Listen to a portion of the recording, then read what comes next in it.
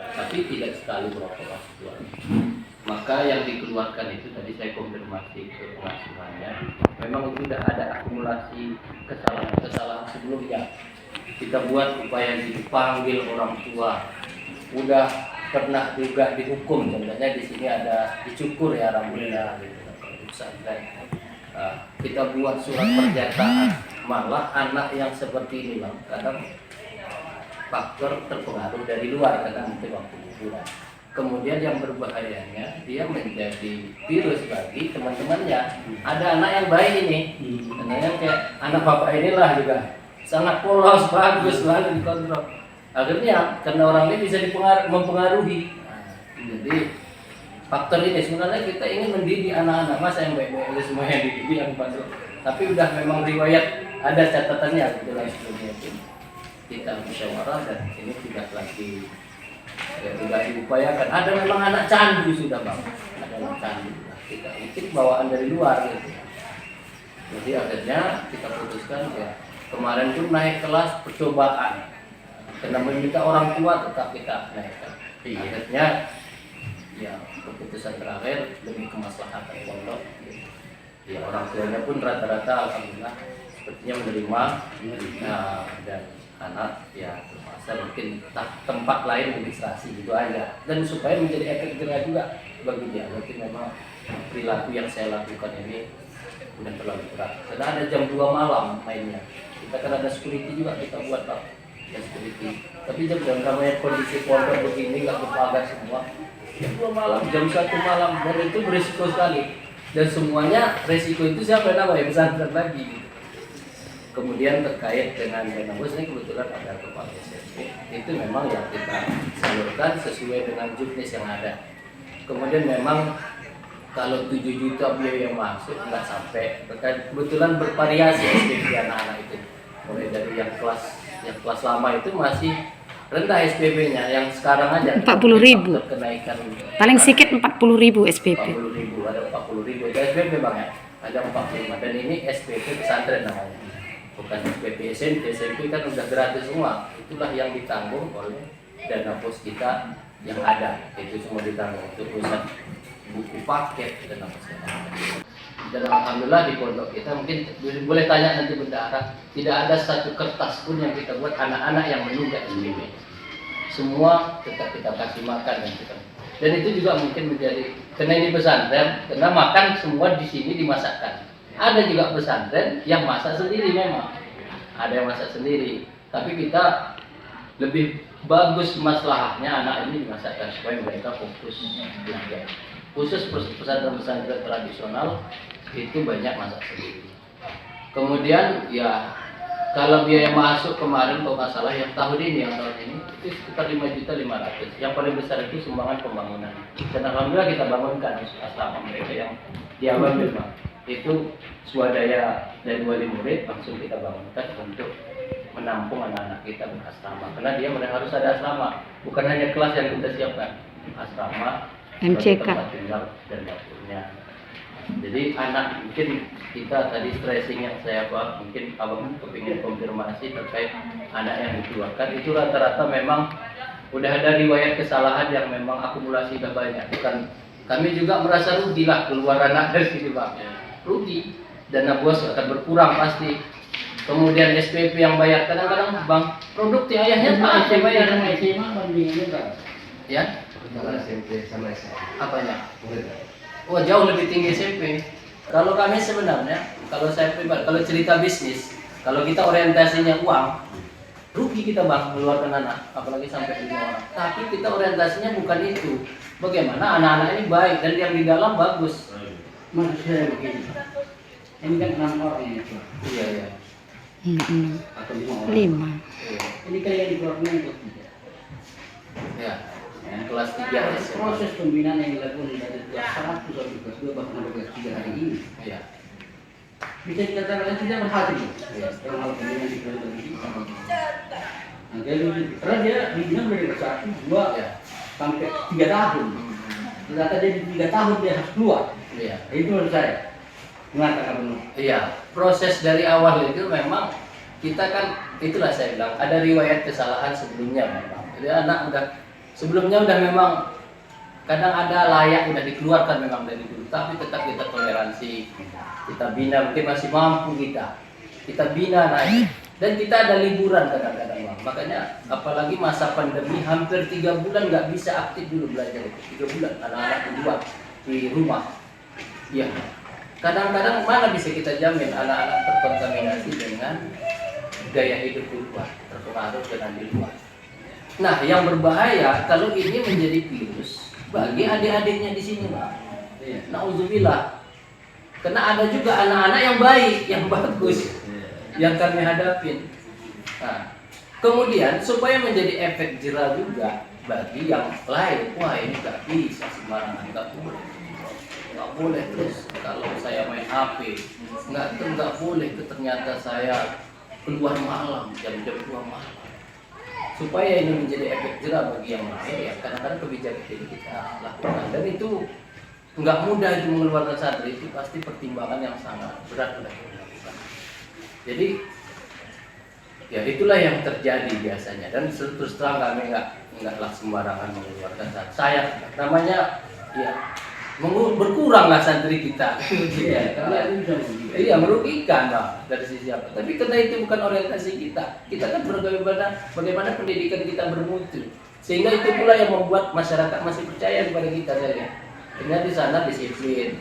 Di sana ya betul-betul kalau ada salah, ada apa, itu langsung ada kebijakan tegas dari pihak pengelola gitu. Mohon maaf. Belum ada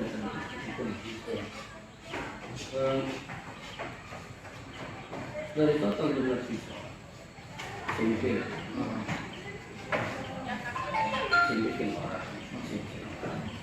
karena SMP dan SMA tadi berapa jumlah total yang diterima pembatian?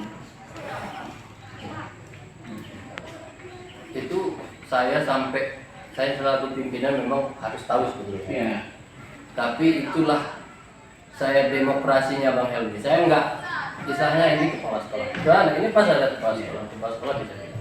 Dan saya enggak paling ada nanti laporan pertanggungjawabannya itu di bawah kepala sekolah, di bawah pimpinan pesantren. Nanti bisa Pak Data sampaikan. Dan saya nggak banyak intervensi itu. Penting saya sebagai pengelola Bang, walaupun mungkin sebagai owner lah di sini yang dianggap, saya digaji oleh pesantren. Saya digaji sesuai dengan tupoksi saya sebagai pimpinan. Enggak mengelola dana bendahara, tapi saya punya hak untuk mengaudit. Setiap pekan malah saya audit, yang hati-hati, jangan boros, jangan apa, karena kita ada setiap bulan penggajian yang kita keluarkan hampir 150-an juta setiap bulan dari semua pegawai dan guru yang ada. Mana? Sekarang 200. 200 lebih, ini kebetulan baru masuk tahun ajaran baru bulan kedua ya. Iya. Itu dia. Saya kalau bos istilahnya nggak begitu detail kali tahu itu. Penting udahlah, kepala sekolah Anda udah di SK kan, kalian kelola dengan baik, kerjasama dengan bendahara, keluarga sesuai dengan janji saya. Sudah saya. Masih kita sementara dan sampai ketemu lagi 1 tahun ya. Karena memang pengeluaran kita juga cukup besar. lain dari suara. Iya. Iya juga anggaran setiap tahun. Kalau kita kan, makan minum aja kami setiap bulan hampir 300 Iya. Belum lagi lampu itu di luar itu.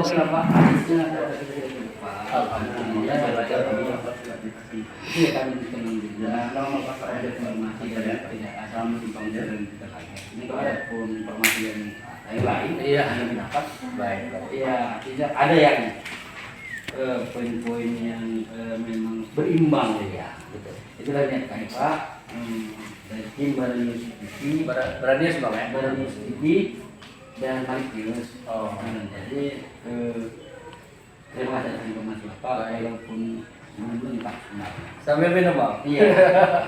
Belum lengkap sebenarnya. Nanti kan bisa sharing-sharing. Masih banyak lagi waktu yang bisa Iya. kita Minum. informasi yang lebih detail ya.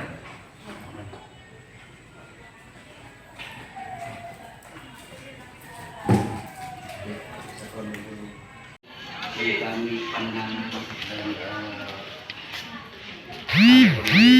pengelola dan pemilik pesantren ini kedepannya apa kira-kira sasaran untuk baik pendidikan formal dan informal. Terima kasih dari Baradis IPIP yang sudah bersilaturahmi dengan kami sebagai pengelola pesantren. Kami ucapkan terima kasih. Semoga kerjasama ini semakin baik ke depan. Tentu kita juga berharap dari pendidikan formal dan non formal yang kita berikan kepada anak-anak, karena kita punya visi menjadi pesantren tumbuh dan berkembang menjadi pesantren terbaik di Aceh, dan kalau bisa sekup nasional. Maka juga sekarang ini yang kita lakukan adalah kegiatan ekstrakurikuler sehingga anak-anak memiliki life skill ke depan, bukan hanya dia pandai mengaji, bukan hanya dia pandai menghafal Al-Quran, tapi bagaimana anak-anak kita juga menguasai ilmu eksak dan memiliki life skill, keterampilan, terutama keterampilan hidup ke depan. Apalagi persaingan hidup ke depan ini tidak lagi seperti persaingan di masa kita yang lalu. Harus selain memiliki ijazah, pendidikan formal, tetapi dia punya harus memiliki life skill. Inilah yang akan kita coba gagas dan akan kita lakukan di awal tahun ajaran baru di tahun 2021-2022 ke depan. Ya, satu yang mungkin belum tersampaikan Pak, pesantren yang kita kelola yang cukup besar ini, perlunya semacam tamu Bapak sembarangan akun awal sehingga hampir semua media dan masyarakat tahu bahwasanya apa agenda-agenda kegiatan ke depan. Perlu. Memang ini zamannya kita kan transparan dan terbuka, Pak. Karena pesantren ini adalah bukan milik saya, ini milik umat. Milik umat, tetapi tentu ada mekanisme, ada aturan, ada tata caranya supaya tidak kebablasan. Tentu ini saya sudah mulai dari mengelola pondok bahwa keuangan nggak saya pegang sendiri sebagai pimpinan pesantren, tapi juga dikelola oleh bendahara kita di pesantren, ada kepala sekolah, ada struktur-struktur lainnya. Alhamdulillah ini hadir juga komite. Kita sedang rapat memang terkait dengan pengembangan dan kemajuan pesantren ke depan. Ada juga hadir pembina yang selalu membina dan memberikan nasihat serta mengontrol kami juga dalam mengelola pesantren. Ini bagian daripada keterbukaan, sehingga segala sesuatunya kita juga sampaikan kepada wali murid, terutama dari komite sebagai perwakilan wali murid kita yang ada di pesantren, dan juga rekan-rekan media, karena zaman sekarang udah zaman media.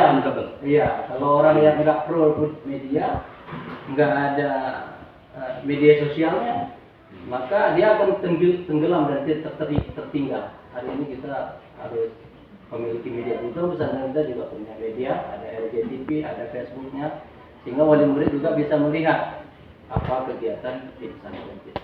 Coba terima kasih atas waktu kesempatan kami sangat mengganggu ini. Iya, terima kasih. Kami dari komite. Iya. Karena tadi sebenarnya lama kami dari sana. Oh iya.